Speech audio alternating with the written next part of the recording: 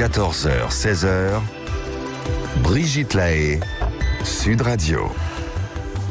Bonjour à tous, nous sommes ensemble durant ces 2 heures sur Sud Radio et plus que jamais nous allons parler d'amour ensemble. L'amour, c'est assez difficile à définir et pourtant c'est tellement nécessaire à la vie. Franchement, est-ce que vous pourriez envisager une vie sans amour, sans être aimé, sans désirer, sans avoir envie d'être avec ceux que vous aimez ? Alors peut-être qu'il faudrait redéfinir l'amour. On confond souvent l'amour avec la compassion, par exemple. La compassion, ça consiste plutôt à aimer quelqu'un parce qu'il est en détresse, ou en tout cas à avoir de la compassion pour lui parce qu'il souffre. Alors la dévotion aussi, c'est quelque part admirer quelqu'un. Et puis on pourrait parler aussi de la fraternité, mais c'est certes un rapport très agréable, mais c'est peut-être pas non plus de l'amour. Et alors, évidemment, on pense tout de suite à ce moment-là à l'amitié. Est-ce que c'est de l'amour, l'amitié ? Il y a autre chose à quoi on peut penser, c'est évidemment la passion. C'est certes passionnant la passion, mais c'est peut-être pas non plus de l'amour. Alors j'ai choisi comme invité Frédéric Lenoir pour parler d'amour et pour essayer de définir l'amour. D'abord parce que Frédéric Lenoir est philosophe et puis peut-être aussi qu'il a navigué sur différentes sortes d'amour et peut-être que lui pourra nous donner une définition de l'amour. En tout cas, moi, il y a longtemps que j'ai renoncé à en trouver une parce que je pense qu'il y a autant de définitions de l'amour qu'il y a de personnes ou en tout cas de relations avec du sentiment. Et puis, je ne sais pas ce que vous en pensez, mais moi je trouve qu'en cette période particulière, j'ai l'impression qu'on est nombreux à avoir compris que l'amour, ça sauve de beaucoup de choses. Et je vous invite donc tous à venir nous parler de vos amours. Donc n'hésitez pas à nous rejoindre, vous nous appelez au 0826 300 300. Frédéric Lenoir, d'abord merci d'être avec nous. Bonjour Brigitte, c'est un plaisir de vous retrouver. Plaisir partagé. Et alors, vous avez une définition de l'amour, vous ? Alors justement, je n'en ai pas une, parce que comme vous l'avez très bien rappelé, il y a plusieurs types d'amour. Et en même temps, je ne crois pas qu'il y a autant de définitions que de personnes. Je pense qu'on peut faire une typologie, c'est-à-dire un certain nombre de types d'amour, des archétypes si vous voulez. Et les Grecs le font très très bien. Les philosophes grecs, ils ont la chance d'avoir un vocabulaire extrêmement fin, ce qui fait qu'il y a essentiellement 3 mots en grec pour définir l'amour. Donc là où on utilise le mot amour, ils utilisent 3 mots, ce qui permet déjà de faire, à mon avis, des distinctions fondamentales qui éclairent beaucoup de choses. Le premier mot, c'est Eros. Eros, c'est l'amour-désir. Et donc, c'est l'amour lié à la libido, c'est l'amour qui va donner la passion. Et avec de la sexualité, donc. Avec de la sexualité, avec du désir sexuel, de la passion, etc. Donc c'est « je te désire, je te veux », quand les Espagnols disent « te quiero », ça veut dire « je te veux », c'est très clair. C'est la passion, c'est l'amour qui est charnel, qui est lié à la libido. Et puis, le deuxième type d'amour, c'est philia.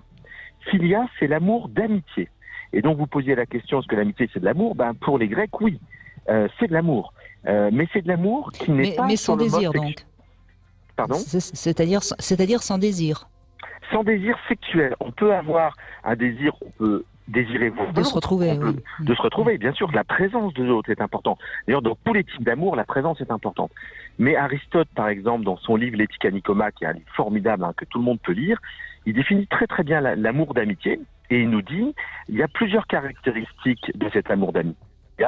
D'abord, il y a réciprocité. Alors que dans la passion, il n'y a pas forcément réciprocité. On peut désirer intensément quelqu'un qui ne nous désire pas du tout. Mais dans l'amitié, il y a toujours réciprocité. C'est-à-dire, c'est 2 personnes qui se choisissent parce qu'elles ont des affinités et qu'elles ont envie de faire des choses ensemble. Ça peut être jouer aux cartes, ça peut être randonner, ça peut être aller au cinéma, ça peut être c'est la fameuse définition parce que c'était lui, parce que c'était moi. Oui, c'est exactement ce que nous dit Montaigne beaucoup plus tard avec la Boétie. Et donc, même le mariage est conçu par Aristote comme de l'amour d'amitié, c'est-à-dire qu'il y a cette dimension-là. Il y a la dimension d'éros dans le mariage, il y a la dimension de désir, mais il doit y avoir impérativement, pour que le mariage dure, de l'amitié, c'est-à-dire de la complicité réciproque. Et puis la 3e dimension, c'est agapé. Agapé, c'est un mot qui veut dire amour inconditionnel. Et là, on est dans le don total, c'est-à-dire que ce n'est pas un amour qui est lié à une réciprocité nécessaire, comme dans l'amitié, ce n'est pas lié à la sexualité, c'est l'amour don. C'est-à-dire, j'aime l'autre sans raison. C'est l'amour du chien pour son maître. C'est l'amour du chien pour son maître, c'est l'amour de la mère pour ses enfants.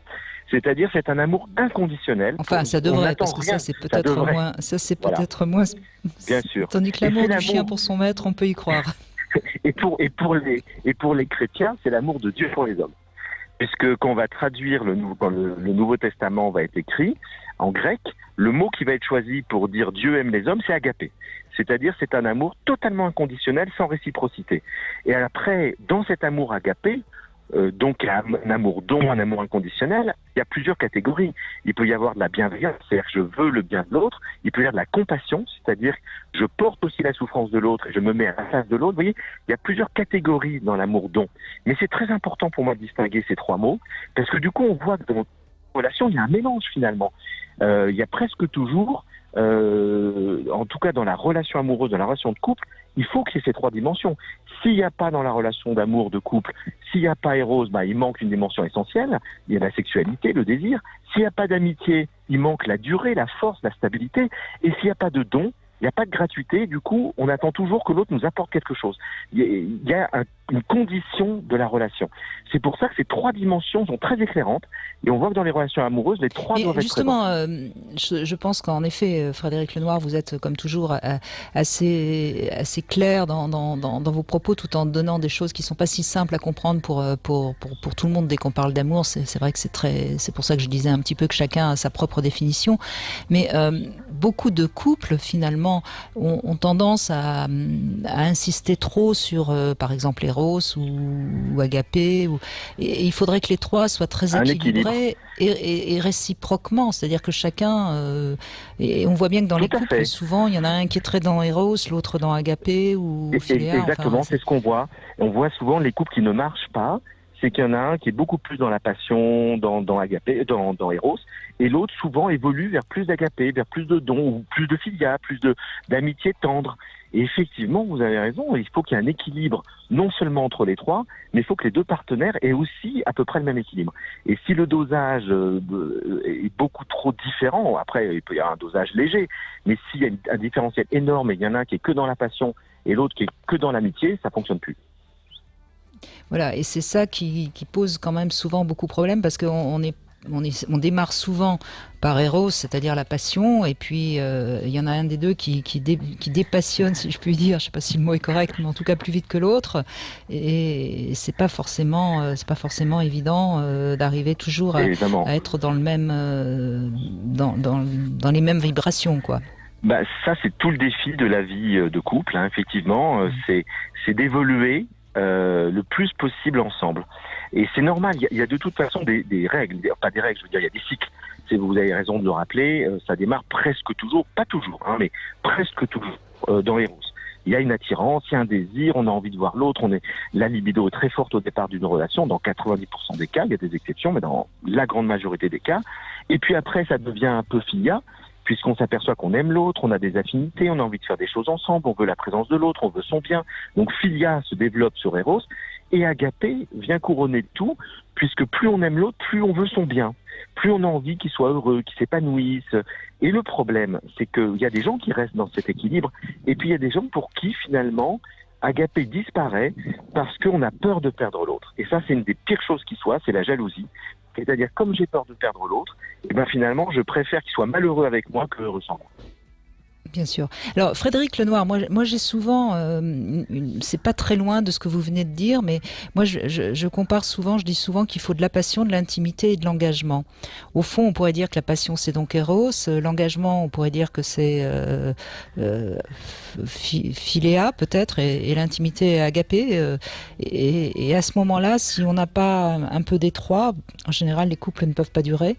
Est-ce que non, c'est vrai. Ça moi, vous parle, je trouve ça oui, tout à fait. J'avais pas effectivement pensé à ces trois mots, mais je trouve très juste aussi, même si c'est pas totalement à corréler avec ce que je viens de donner comme typologie. Mais ce que vous dites, c'est très juste, c'est que ces trois dimensions sont essentielles. Et c'est évident que dans une relation, s'il n'y a pas ces trois éléments, ça tiendra pas longtemps.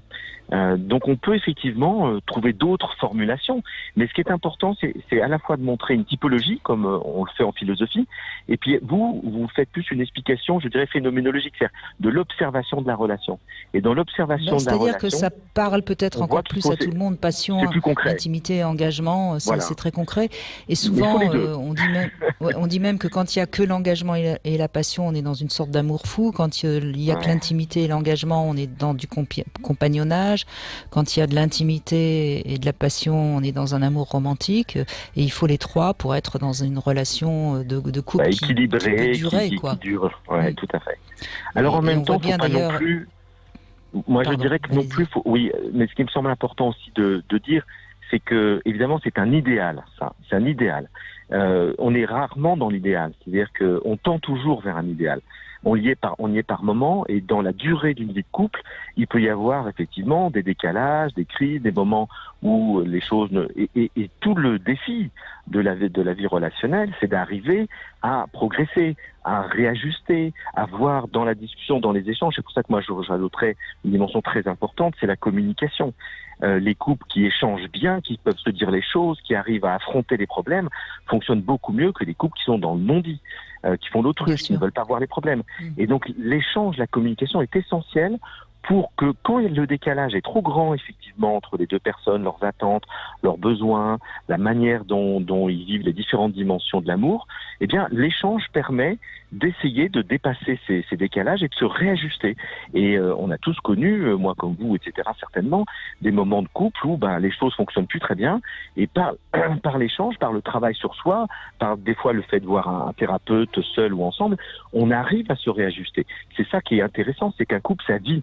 En fait, c'est comme tout vivant, il y a des maladies, il y a des moments où il est en pleine santé.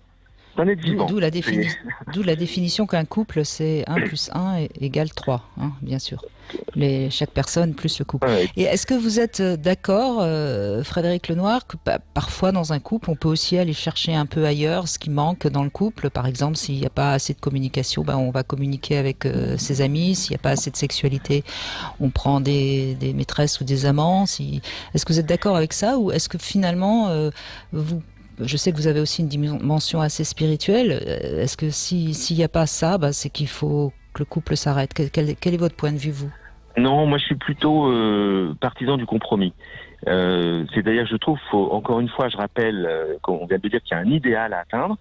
Si on a du mal à l'atteindre et qu'on voit qu'on est quand même très attaché à une personne, mais qu'il manque quelque chose qu'on n'arrive pas à avoir dans l'échange ou dans la sexualité, je trouve qu'à ce moment-là, il vaut mieux un compromis que d'arrêter complètement la relation. Mais évidemment, la grande difficulté, c'est l'immense question, c'est est-ce qu'il faut que ce soit en toute transparence ou pas? C'est-à-dire, à ce moment-là, ce qu'on dit à l'autre, voilà, moi je manque un peu de communication avec toi sur tel et tel point qui sont essentiels. J'ai d'autres amis avec qui je peux le vivre, et j'ai envie de passer du temps avec ces amis. Ou, et c'est plus compliqué, il n'y a plus vraiment de désir entre nous, j'ai envie de rester avec toi. Est-ce que je peux vivre ce désir, cette sexualité ailleurs? Et il y a des gens pour qui ça fonctionne très bien, il y a des gens, c'est impossible. C'est-à-dire que dès qu'ils commencent à rentrer dans « j'ai besoin d'autre chose qui me manque », ça fait exploser la relation, puisque l'autre ne peut pas l'entendre. Et donc là, je dirais que c'est des compromis à faire au cas par cas. Et je crois qu'effectivement, des fois, il est utile. Oui, mais au fond, c'est une question de maturité. Si on est deux adultes matures, on va pouvoir échanger. Se dire ça. Voilà. Mais sinon, évidemment, c'est compliqué. Et moi, je connais des couples qui sont restés ensemble.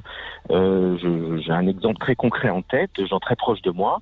Ça fait 40 ans qu'ils sont mariés, ils s'adorent, et ça fait 15 ans qu'ils ont une sexualité libre. C'est-à-dire que chacun va vivre ailleurs sa sexualité parce qu'ensemble, ils n'avaient quasiment plus de désir.